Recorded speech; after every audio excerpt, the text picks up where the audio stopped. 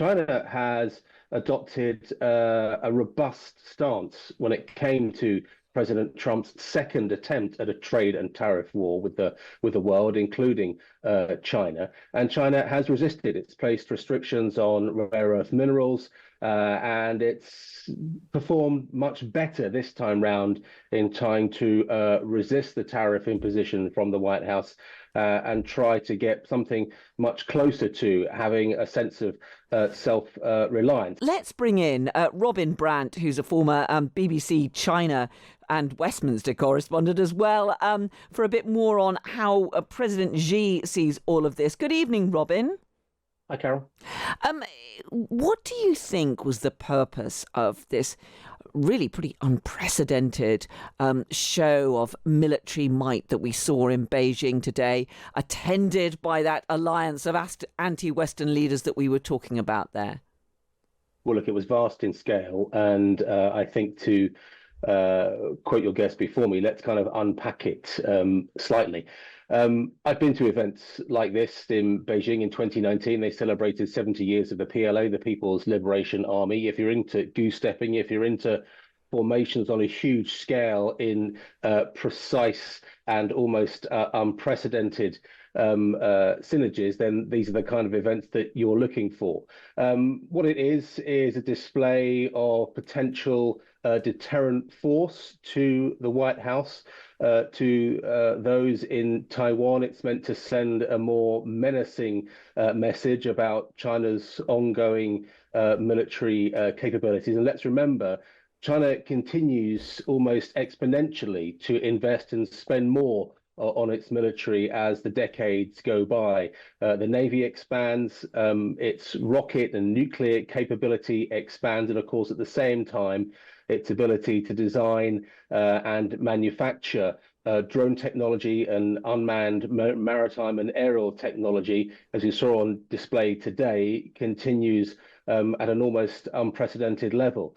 So there are several people, several places, several audiences that today's kind of parade is aimed at. There is the domestic audience as well, of course. There is huge national pride in China as it sees Xi Jinping modernize its military, modernize its army in particular. He is aiming for 2029 to get to a place where it can at least deter the forces of the US, Japan, South Korea, and those in NATO as well. And what we've seen at that extraordinary summit there in China is President Xi not just showing off his military might, but flexing some economic muscles as well, because it does seem as though China has been taking advantage of the tariffs that the US president has imposed. China, of course, itself has had its own tariff battles with the United States, but it now seems to be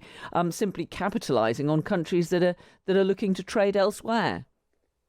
Yes, I mean, you're right. I mean, look, this is also a bit of a shop front for China's not just military might, but the technology and the materiel that it can offer to other countries, whether that is Iran, whether that is assistance with North Korea, or others among that group of 20 or so in the Shanghai Cooperation Organization that we saw gathering. The Indian Prime Minister was at that meeting earlier in this week. They are potential customers for China's military. And you're right, of course, China has adopted a robust stance when it came to President Trump's second attempt at a trade and tariff war with the world, including China. And China has resisted. It's placed restrictions on rare earth minerals, and it's performed much better this time round in trying to resist the tariff imposition from the White House and try to get something much closer to having a sense of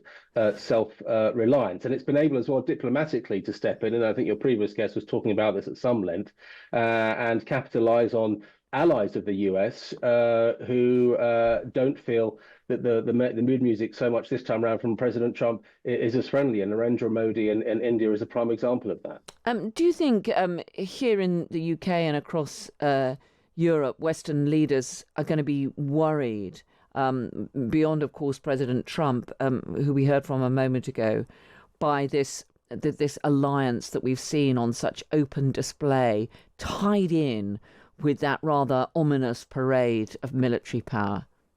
Well, look, I think Taiwan, which continues to be absolutely central to Xi Jinping's view of the future of China, and this is a man who intends to be in power until at least 2032 now. Taiwan and bringing it back to the motherland, reunification as he sees it, is crucial to what we saw today. To have these kind of capabilities and to deploy them with an army that's becoming far more professional and far more modernized is going to make it a far more challenging proposition for the United States, for Japan, for South Korea, to decide whether they wanted to come to the defense of Taiwan if there was ever any military confrontation there. And also as well, China's increased nuclear capabilities. That is very much aimed at the US, but also at the other nuclear powers, of course, of which the UK is among. China continues to increase its investment, increase its nuclear capabilities. That's very much going against the trend that, of course, we've seen over the last 20 or 30 years. But this is an intentional part of the strategy, the military strategy, as China continues to kind of assert its authority, not just in its part of the world, but also to try to challenge the dominance of the US and of NATO. Robin Brant, former China correspondent, great to have you with us. Thanks so much for joining us. Thanks, Carol.